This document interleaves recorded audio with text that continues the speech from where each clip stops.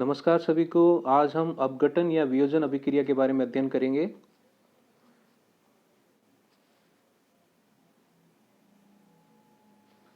अपघटनीय अभिक्रियाएं।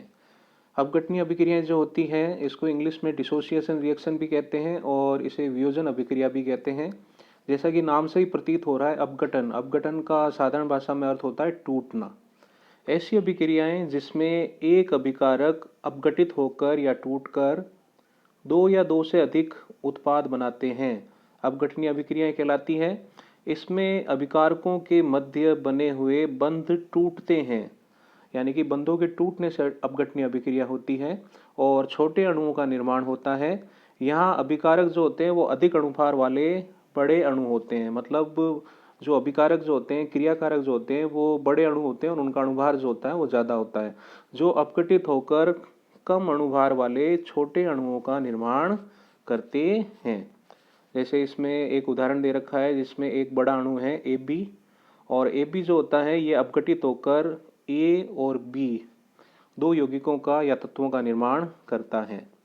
यहाँ पे एक चीज़ हमें समझने की है। यहाँ पे एक लाइन लिखी गई है कि अभिकारकों के मध्य बने हुए बंध टूटते हैं। इसका तात्पर्य ये है कि जैसे मान लीजिए एक बड़ा अणु AB है, A और B, तो ये AB जो है यौगिक, इसमें A और B के बीच में मान लीजिए कोई बंध है, तो अपघटन अभिक्रिया में क्या होगा, ये बंध जो है ये टूट जाएगा। इस बंध के टूटने से A और B अलग हो जाएंगे और दो छोटे अणुओं का निर्माण होगा, वो होंगे A और B। तो अपघटनीय अभिक्रियाएं जो होती है वो बंधों के टूटने की वजह से होती है। पदार्थों में अपघटनीय अभिक्रियाएं जो होती हैं वो ताप, विद्युत, प्रकाश आदि के कारण हो सकती हैं और इसी के आधार पर अपघटनीय अभिक्रियाएं जो होती हैं उनके प्रकार हैं। तो उन प्रकारों के बारे में हम अध्ययन करते हैं। सबसे पहले प्रकार की अपघटन अभिक्रिया है विद्युत अपघटन। विद्युत अपघटन यानी कि विद्युत धारा के द्वारा अपघटन की क्रिया होना।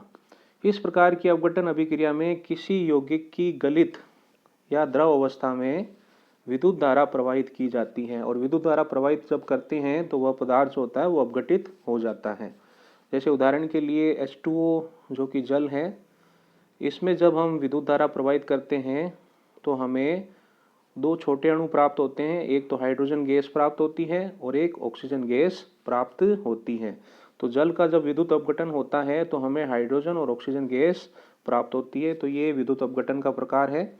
इसी प्रकार से नमक का जो जलीय विलयन होता है जिसको NaCl या सोडियम क्लोराइड कहते हैं, इसका जलीय विलयन जो होता है उसमें जो विद्युत धारा प्रवाहित की जाती है तो वो सोडियम तत्व और क्लोरीन गैस में विभक्त हो जाता है। तो ये भी विद्युत अपघटन की एक उदाहरण है। विद्युत अपघटन में एनोड व कैथोड पर अलग अलग उत्पाद प्राप्त होते हैं।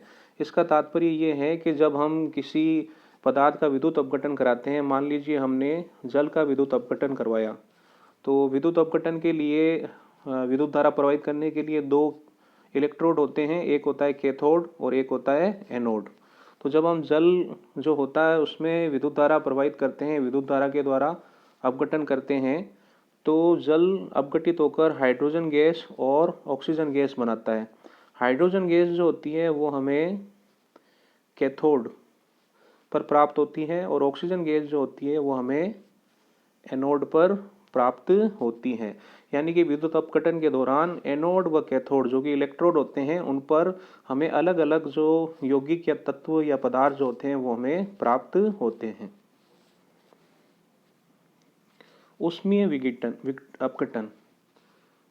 ऊष्मीय अपघटन, ऊष्मीय अपघटन जैसे कि नाम से पता चलता है, ऊष्मा यानी कि गर्मी या ताप, ऊष्मा के द्वारा अपघटन यानी कि ऊष्मा के द्वारा जब अपघटन की क्रिया होती है, वियोजन की अभिक्रिया होती है, उसे ऊष्मीय अपघटन कहते हैं।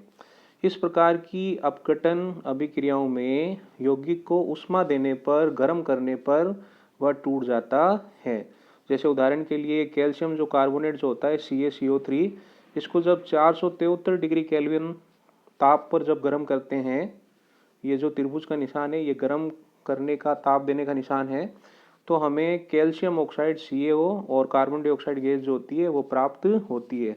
यानी कि कैल्शियम कार्बोनेट जो है वो अपघटित होकर गर्म करने पर 473 डिग्री केल्विन पर गर्म करने पर कैल्शियम कार्बोनेट अपघटित होकर कैल्शियम ऑक्साइड और कार्बन डाइऑक्साइड गैस का निर्माण करता है।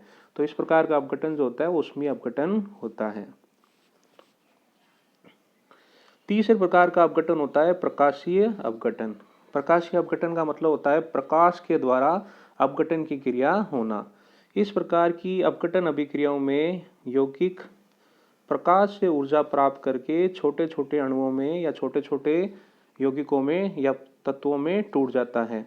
चूंकि इन अभिक्रियाओं में प्रकाश की उपस्थिति के कारण यौगिक के अपघटन की क्रिया होती है, अतः इसे प्रकाशिक अपघटन कहते हैं। उदाहरण के लिए हाइड्रोजन ब्रोमाइड HBr, इसको जब प्रकाश ऊर्जा प्रदान की जाती है प्रकाश की उपस्थिति में, H जो है ये प्रकाशिक विकिरण का संकेत है। तो हाइड्रोजन ब्रोमाइड को जब प्रकाश ऊर्जा प्रदान की जाती है तो प्रकाश की उपस्थिति में वो अपघटित होकर हाइड्रोजन गैस और ब्रोमीन गैस का निर्माण कर लेता है। यानी कि हाइड्रोजन ब्रोमाइड जो है वो हाइड्रोजन और ब्रोमीन में अपघटित हो जाता है।